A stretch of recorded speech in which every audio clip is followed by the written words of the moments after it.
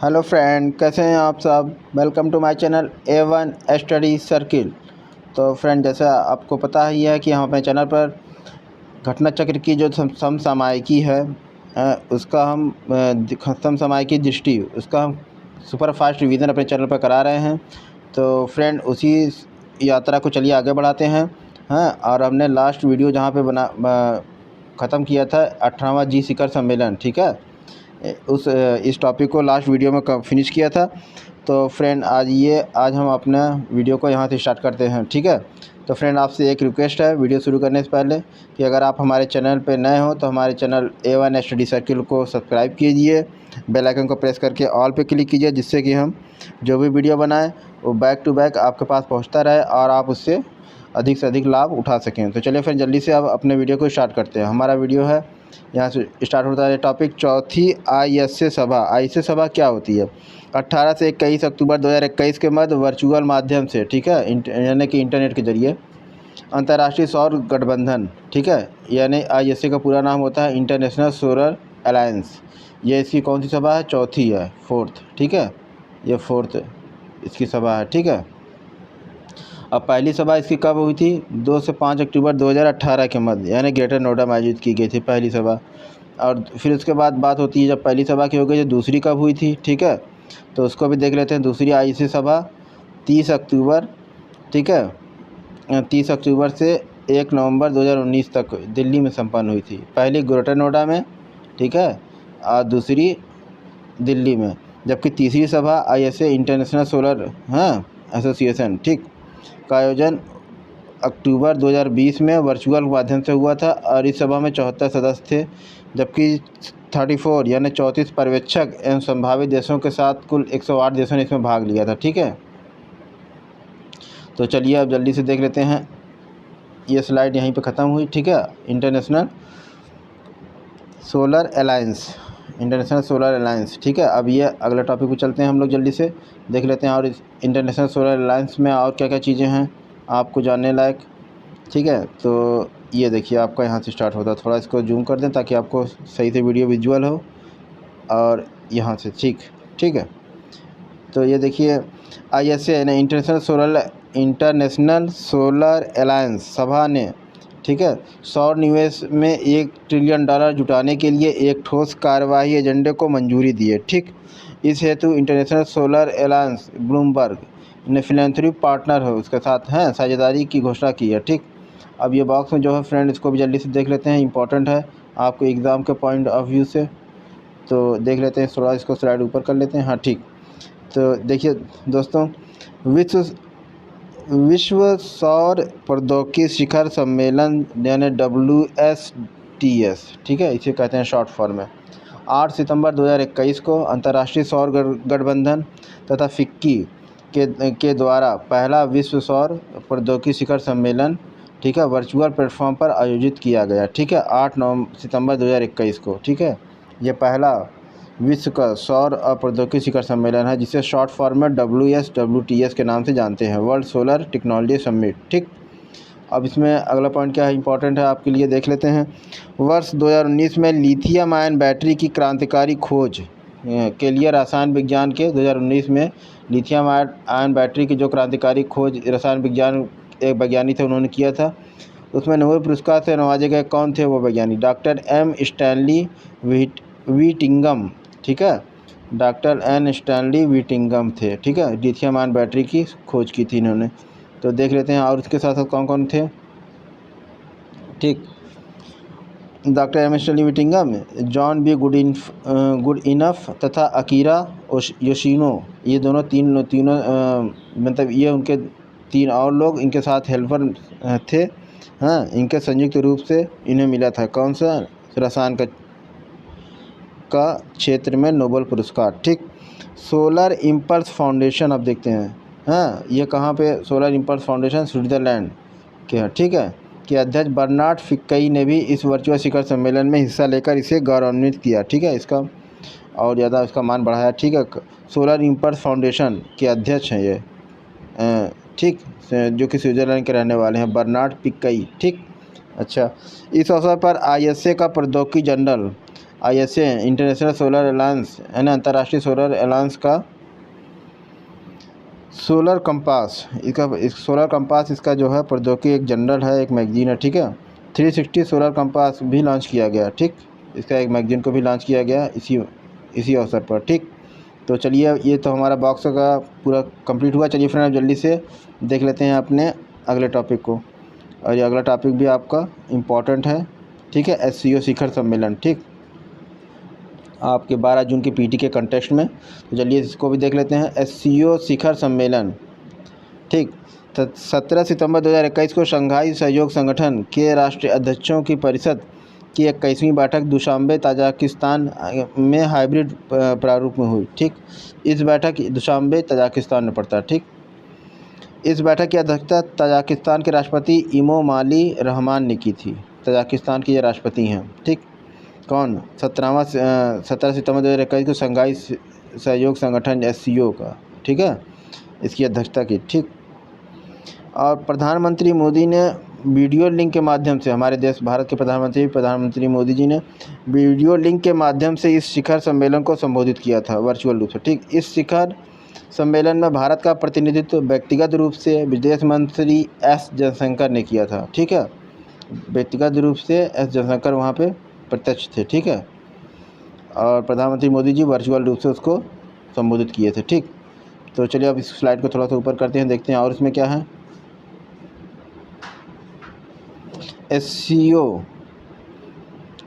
SCO शिखर सम्मेलन के दौरान SCO के सामूहिक सुरक्षा संधि संगठन, ठीक है, CSTO यानी कलेक्टिव सिक्योरिटी ट्रीटी ऑर्गेनाइजेशन, इसको इंग्लिश में बोलते हैं, इसका शॉर्ट फॉर्म है CSTO, के मध्य अफगानिस्तान पर एक आउटरीच सत्र आयोजित हुआ, ठीक। प्रधानमंत्री मोदी ने वीडियो संदेश के माध्यम से आउटरीच सत्र में भाग लिया। यह हाइब्रिड प्रारूप में आयोजित होने वाला पहला SCO शिखर सम्मेलन है, ठीक है, हाइब्रिड प्रारूप में, ठीक है, जो 17 सितंबर को हुआ था 2021। अब साथ ही ये चौथा ऐसा SCO शिखर सम्मेलन है जिसमें भारत ने SCO के पूर्णकालिक सदस्य के रूप में भाग लिया है। ये इस शिखर सम्मेलन में भारत जो है SCO का पूर्णकालिक सदस्य भी बना, ठीक है। इसी से इससे पहले बन गया था, लेकिन इसमें यह पहला ऐसा क्या बोलते हैं SCO शिखर सम्मेलन था जिसमें भारत पूर्णकालिक सदस्य रहते हुए इसमें भाग लिया, ठीक है। यह भारत के लिए पहला है, ठीक। तो ये बात आप समझ लीजिए मोटी मोटा। अब देखिए इसमें और क्या है। 9 जून 2017 को कजाकिस्तान के अस्ताना, ठीक है, कजाकिस्तान के अस्ताना यानी वर्तमान नाम इसका अस्ताना क्या है, तो अस्ताना शहर है एक, ठीक है। इसका नूर सुल्तान, इसका नाम है वर्तमान में नूर सुल्तान, ठीक है, में आयोजित SCO शिखर सम्मेलन में भारत एवं पाकिस्तान आधिकारिक रूप से SCO के पूर्णकालिक सदस्य बन गए थे। कब? 9 जून 2017 को कजाकिस्तान के अस्ताना में, जिसका वर्तमान नाम बदल के नूर सुल्तान हो गया था। ये आपको मालूम होना चाहिए, ठीक। तो शिखर सम्मेलन में भारत और पाकिस्तान दोनों देश आधिकारिक रूप से SCO के पूर्णकालिक सदस्य बन गए थे, ठीक। तो चलिए फ्रेंड, अब जल्दी से देख लेते हैं, अगले पेज पे चलते हैं। ये है आपका ये वाला स्लाइड, ठीक है। तो देख लेते हैं इसमें क्या है इंपॉर्टेंट, थोड़ा सा जूम कर लें आपके लिए ताकि विजिबल हो ठीक से। देखिए 21वें SCO शिखर सम्मेलन के अंत में 8 पूर्णकालिक सदस्य देशों के नेताओं ने ईरान को SCO की अस्थायी सदस्यता प्रदान करने पर सहमति व्यक्त की। कौन? 21वें SCO सम्मेलन के अंत में, ठीक है। 8 इसके पूर्णकालिक सदस्य देश जो थे उनके नेताओं ने ईरान देश को SCO की अस्थायी सदस्यता प्रदान करने के पर सहमति व्यक्त की और संबंधित दस्तावेजों पर हस्ताक्षर भी किए गए, ठीक। इस प्रकार SCO में ईरान को अस्थायी सदस्यता प्रदान करने की विधिक, तकनीकी यानी कानूनी रूप से, तकनीकी रूप से और प्रशासनिक प्रक्रियाओं प्रारंभ हो गई हैं, ठीक है। अब यह उल्लेखनीय कि यहाँ पे है कि वर्तमान में ईरान को SCO में पर्यवेक्षक का दर्जा प्राप्त है। अभी तक ईरान को SCO सम्मेलन में पर्यवेक्षक का दर्जा प्राप्त है, ठीक है, यानी पूर्णकालिक सदस्य वो नहीं है, ठीक। तो चलिए अब इसमें आगे देखते हैं और क्या क्या है। अब वर्तमान में पूर्णकालिक सदस्य देश कौन कौन से हैं? वर्तमान में SCO के 8 पूर्णकालिक सदस्य देश हैं, जिसमें भारत है अपना, फिर कजाकिस्तान है, चीन है, किर्गिस्तान है, किर्गिस्तान, रशिया है, पाकिस्तान है, तजाकिस्तान है, उज़्बेकिस्तान है, ठीक है। वर्तमान में एससीओ के 4 पर्यवेक्षक देश भी हैं, ठीक है। एक अफ़गानिस्तान है, एक बेलारूस है, एक ईरान है, एक मंगोलिया है। तो ईरान को इसमें से अब पूर्णकालिक सदस्य के रूप में इसको मान दिया जा रहा है सदस्यता। और इसका जो भी है प्रशासनिक है, तकनीकी पहलू है, राजनीतिक पहलू है, सब इसको पे लिखित रूप से उसको शामिल मतलब कि सहमति बन गई है, ठीक। वर्तमान में एससीओ के 6 वार्ताकार भागीदार भी हैं। डायलॉग पार्टनर कौन कौन है? एक अजरबैजान है, आर्मेनिया है, कंबोडिया है, नेपाल है, टर्की है तथा श्रीलंका है। ये सब क्या हैं? इसके वार्ताकार भागीदार, ठीक। तो चलिए अब जल्दी से देख लेते हैं अगली स्लाइड की तरफ। नहीं, इसको थोड़ा स्लो स्लाइड नीचे करते हैं, ठीक। हाँ, 13वां उल्लेखनीय है कि यह शिखर सम्मेलन शंघाई सहयोग संगठन की स्थापना के 20वीं वर्षगांठ के अवसर पर आयोजित हुआ था। ये शिखर सम्मेलन जो है शंघाई सहयोग संगठन की स्थापना का 20वीं वर्षगांठ के अवसर पर आयोजित किया गया था, ठीक है। तो चलिए ठीक है, अब 13वां ब्रिक्स भी आपके लिए बहुत इंपॉर्टेंट है, ठीक है। एग्ज़ाम में अक्सर ब्रिक्स के कंटेस्ट में क्वेश्चन पूछे ही जाते हैं, ठीक। तो चलिए देख लेते हैं। 9 सितंबर 2021 को भारत की अध्यक्षता में 13 ब्रिक्स शिखर सम्मेलन का आयोजन हुआ। यानी 13वें ब्रिक्स शिखर सम्मेलन का आयोजन कब हुआ? 9 सितंबर 2021 को, ठीक। वर्चुअल प्रारूप में आयोजित हुआ था ये। इस शिखर सम्मेलन की अध्यक्षता प्रधानमंत्री हमारे देश के मोदी जी ने किया था, ठीक। तो चलिए अब जल्दी से और आगे देख लेते हैं इसमें और क्या क्या इंपॉर्टेंट है। थोड़ा नीचे करते हैं इसको। वर्ष 2012 एवं 2016 के बाद यह तीसरा अवसर है। यानी 2012 में भी हुआ था ब्रिक्स सम्मेलन, 2016 के बाद ये तीसरा अवसर है जब ब्रिक्स शिखर सम्मेलन की मेज़बानी भारत द्वारा की गई है, ठीक।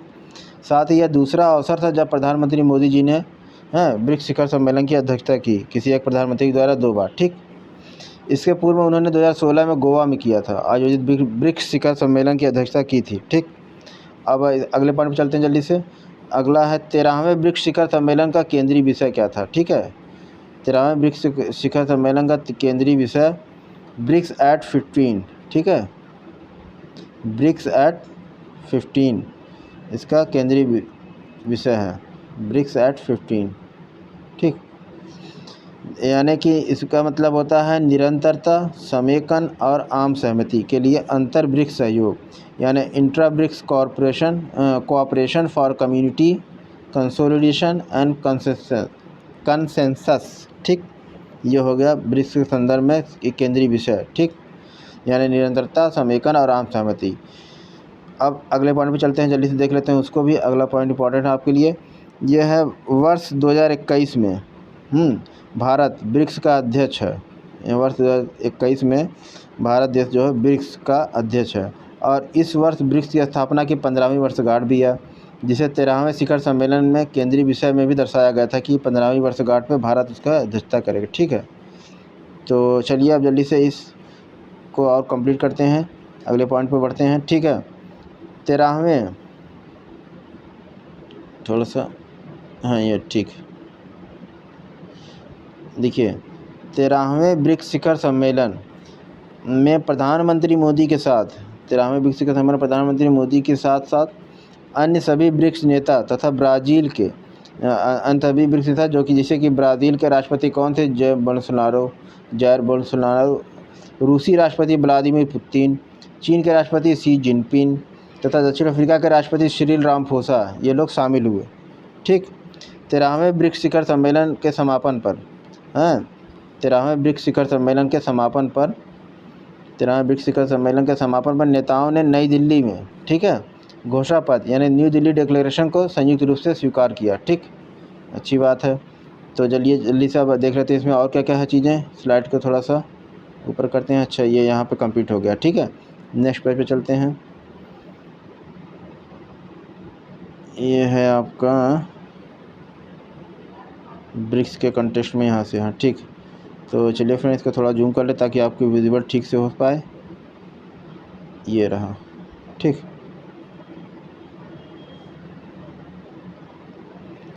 उल्लेखनीय है कि भारत द्वारा ब्रिक्स की अध्यक्षता के तहत, ठीक है, भारत द्वारा ब्रिक्स की अध्यक्षता के तहत 18 अगस्त 2021 को, हाँ 18 अगस्त 2021 को ब्रिक्स देशों की अंतरिक्ष एजेंसियों के प्रमुखों ने सुदूर संवेदन उपग्रह के आंकड़ों यानी कि रिमोट सेंसिंग सैटेलाइट के आंकड़ों को साझा करने में सहयोग के लिए एक समझौता पर भी हस्ताक्षर किया। ठीक है, भारत द्वारा ब्रिक्स की अध्यक्षता के तहत 18 अगस्त 2021 को, ठीक है, ब्रिक्स देशों की अंतरिक्ष एजेंसियों के प्रमुखों ने, ठीक है, सुदूर संवेदन उपग्रह यानी कि रिमोट सेंसिंग सैटेलाइट के आंकड़ों को साझा करने में सहयोग के लिए एक समझौता हस्ताक्षरित किया था। ठीक है, BRICS alliance on green tourism, ये अगला टॉपिक आपका BRICS alliance on green tourism क्या है, जल्दी से देख लेते हैं। ब्रिक्स देशों की एक अन्य पहल है, ठीक है, थोड़ा सा नीचे करते हैं स्लाइड को। ब्रिक्स कृषि अनुसंधान मंच, अरे सॉरी,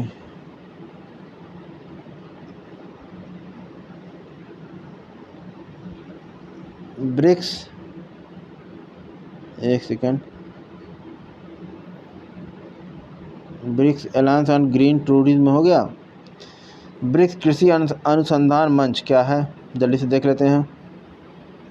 ARP, ठीक है, ब्रिक्स देशों की एक और नई पहल है। ठीक है, 27 अगस्त 2021 को केंद्रीय कृषि और किसान कल्याण मंत्रालय ने भारत में तैयार ब्रिक्स कृषि अनुसंधान मंच के प्रचालन, ठीक है, ब्रिक्स कृषि अनुसंधान मंच के प्रचालन की घोषणा की है। ठीक है, तो और इसमें देखते हैं इम्पोर्टेंट क्या है।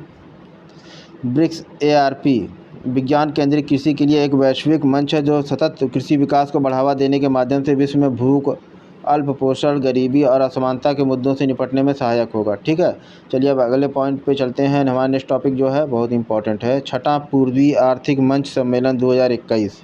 ठीक है, छठा पूर्वी आर्थिक मंच सम्मेलन 2021 क्या है, इसको जल्दी से देख लेते हैं। 2 से 4 सितंबर 2021 के मध्य रूस के शहर Vladivostok for eastern federal university Ruskin island में छठे पूर्वी आर्थिक मंच का सम्मेलन का आयोजन किया गया। ठीक है, तो ये हो गया इसकी बात। अब इसमें देखते हैं और इम्पोर्टेंट क्या है अगले पॉइंट में।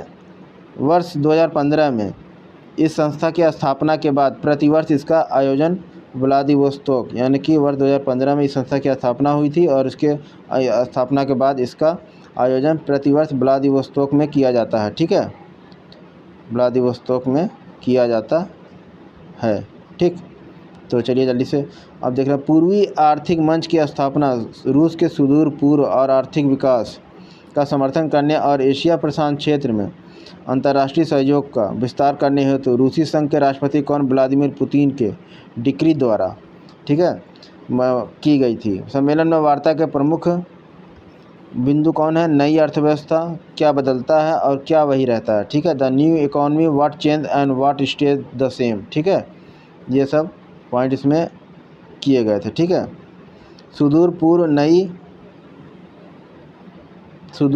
नई चुनौतियां और अवसर। ठीक है, the far east new challenges and opportunities, बदलती दुनिया में हमारा साझा जिम्मेदारी एवं पूर्वी आर्थिक मंच एवं युवा, ठीक है, रहें। ठीक, यूथ EEF।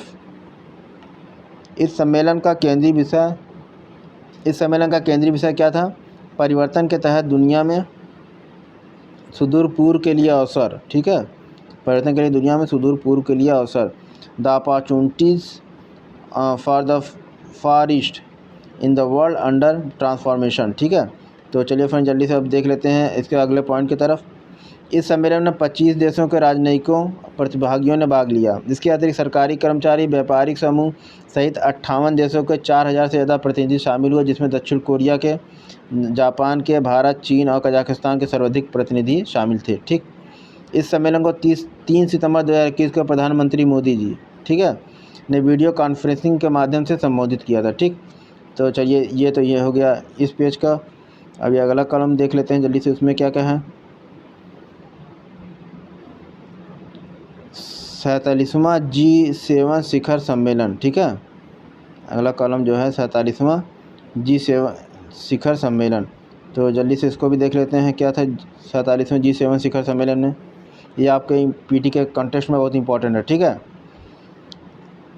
11 से 13 जून 2021 के बाद यूके की अध्यक्षता में कार्बिस बे कॉर्नवाल यानी यूके में 47वें G7 शिखर सम्मेलन का आयोजन किया गया। और इसमें इंपॉर्टेंट क्या है, कॉर्नवाल इंग्लैंड के दक्षिण पश्चिम में स्थित एक क्षेत्र है। ठीक है, कहाँ, यूके की अध्यक्षता में कार्बिस बे कॉर्नवाल, यानी जो यूके यूनाइटेड किंगडम देश में पड़ता है, ठीक है, ब्रिटेन में जिसे कहते हैं, ठीक। इस क्षेत्र को 6 सेल्टिक राष्ट्रों में से एक के रूप में मान्यता प्राप्त है। सेल्टिक राष्ट्र, ठीक है, क्या होता है देख लेते हैं जल्दी से। ये अगले पॉइंट पे चलते हैं जल्दी से। क्या है इस शिखर सम्मेलन का मुख्य थीम? ये बहुत पूछा जाता है। मुख्य थीम क्या था? Build back better. Build back better, इस शिखर सम्मेलन का मुख्य विषय क्या था? Build back better. ये आपको इम्पोर्टेंट है, ये आपके लिए वेरी वेरी वेरी इंपॉर्टेंट है, ठीक है, मुख्य विषय पूछा जाता है। कॉर्नवाल में आयोजित G7 शिखर सम्मेलन को ISO ने अपना प्रमाण पत्र दिया, ठीक है। प्रमाण क्या दिया था? ISO 20121 यानी 20121, ठीक है, प्रदान किया। ये इंपॉर्टेंट आपके लिए पूछ सकता है। इस शिखर सम्मेलन में यूके ने भारत, ऑस्ट्रेलिया, दक्षिण कोरिया, दक्षिण अफ्रीका को मेहमान देश यानी गेस्ट कंट्रीज़ के रूप में आमंत्रित किया था, ठीक है, G7 शिखर सम्मेलन में, ठीक। तो चलिए ये हो गई G7 की बात। अब चलते हैं नीचे, थोड़ा सा और देख लेते हैं क्या क्या है इंपॉर्टेंट इसमें। G7 शिखर सम्मेलन के दौरान G7 ने विकासशील देशों को कोविड-19, ठीक है, कोविड-19 जिसमें विकासशील देशों में कोविड-19 टीकों के 870 मिलियन अतिरिक्त खुराकें प्रदान करने हेतु प्रतिबद्धता व्यक्त की, ठीक है। ये खुराकें पूर्व में अमेरिका और यूके के द्वारा जो क्रमशः 250 मिलियन और 100 मिलियन, यानी अमेरिका 250 मिलियन पहले दे रहा था, ठीक है, और यूके भी 100 मिलियन पहले दे रहा था, उनको छोड़ के 870 G7 देश ने जो होंगे वो विकासशील देशों को कोविड-19 टीकों की 870 मिलियन खुराक देंगे, ठीक है। इसमें अमेरिका और ब्रिटेन की जो पहले की दी जा रही थी खुराक, उनको छोड़कर बात की जा रही है, ठीक है। तो चलिए अच्छी बात है, ये सबके लिए, सबको मिलनी चाहिए भाई कोरोना की वैक्सीन की खुराक। G7 नेताओं ने वैश्विक सुधार, देखिए बहुत बढ़िया, अच्छा चाहिए। G7 नेताओं ने वैश्विक कर सुधारों पर ऐतिहासिक प्रतिबद्धता पर सहमति व्यक्त की। इस प्रतिबद्धता के तहत G7 नेता न्यूनतम 15% की दर से एक वैश्विक न्यूनतम निगम कर के सिद्धांत पर सहमत हो गए, ठीक है। बहुराष्ट्रीय कंपनियां कौन? प्रत्येक देश को जहां वे अपना व्यापार संचालित करती हैं न्यूनतम 15% की दर से कर का भुगतान करेंगी। ये वहाँ के कॉरपोरेट सेक्टर जो हैं मल्टीनेशनल कंपनियां की, वो ब्रिक्स देशों में जाएंगी तो उनको G7 देशों में जाएंगे तो उनको अपना वहाँ टैक्सेशन कम करना होगा, ठीक है।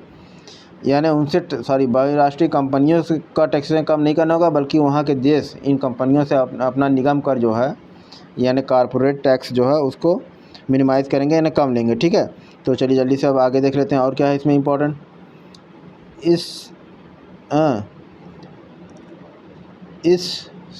इस शिखर सम्मेलन के दौरान G7 समूह ने चीन के belt and road initiative BRI के अनुसार बिल्ड बैक बेटर वर्ल्ड यानी B3W यानी BBB और W नाम की एक वैश्विक बुनियादी ढांचा परियोजना का अनावरण भी किया, ठीक है।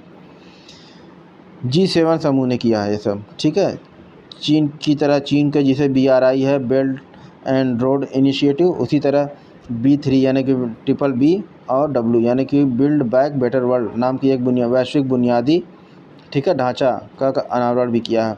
B3W क्या है? बिल्ड बैक बेटर वर्ल्ड पहल के माध्यम से निम्न और मध्यम आय वाले देशों में बुनियादी ढांचे के विकास हेतु आवश्यक लगभग $40 ट्रिलियन राशि, ठीक है, उपलब्ध कराने का प्रयास किया जाएगा इसके ज़रिए। कौन है? BBB ये शॉर्ट फॉर्म में है, इसको याद रखिएगा। अब ये आप देखते हैं इसमें और इम्पोर्टेंट क्या है। ब्रिटिश प्रधानमंत्री, देखिए ब्रिटिश प्रधानमंत्री कौन है? बोरिस जॉनसन, आप जानते ही हैं। इनके आमंत्रण पर प्रधानमंत्री मोदी जी ने 12 से 13 जून 2021 को वर्चुअल प्रारूप में G7 शिखर सम्मेलन के संपर्क सत्रों यानी आउटरीच सेशन में प्रतिभाग किया था, ठीक है, पार्टिसिपेट किया था। यह दूसरा अवसर है जब प्रधानमंत्री मोदी जी ने G7 शिखर सम्मेलन में पार्टिसिपेट किया यानी प्रतिभाग किया। इसमें और भी इम्पोर्टेंट चीज़ें क्या हैं? वर्ष 2019 में बियारिट्ज फ्रांस में आयोजित G7 शिखर सम्मेलन में भारत को सद्भावना भागीदार, ठीक है, यानी कि गुडविल पार्टनर के रूप में आमंत्रित किया गया था, ठीक है। कब? 2019 में। 2019 में सद्भावना यानी गुडविल पार्टनर के रूप में भारत को आमंत्रित किया गया था। ठीक है, तो ये भारत के लिए बहुत गर्व की बात है। ठीक है, तो चलिए फ्रेंड, अब ये पेज, ये स्लाइड हो गई। अब नेक्स्ट पे चलते हैं, अंतर्राष्ट्रीय निर्वाचन। ठीक है, तो फ्रेंड यहाँ से हम अपने अगले स्लाइड पे जाके इसको कंप्लीट करें। हम नेक्स्ट वीडियो में आपको अंतर्राष्ट्रीय निर्वाचन से कॉन्टेक्स्ट में वीडियो मिल जाएगा। तो फ्रेंड, वीडियो आपको कैसा लगा ये हमको कमेंट बॉक्स में ज़रूर बताइएगा। वीडियो अगर पसंद आया है तो इसको लाइक शेयर ज़रूर कीजिएगा अपने उन फ्रेंडों के पास जो मतलब कि घटनाचक्र की दृष्टि नहीं ले पाए हों। ठीक है, तो चलिए फ्रेंड, मिलते हैं आपसे नेक्स्ट वीडियो में। ठीक है, बाय बाय, टेक केयर, जय हिंद, जय भारत।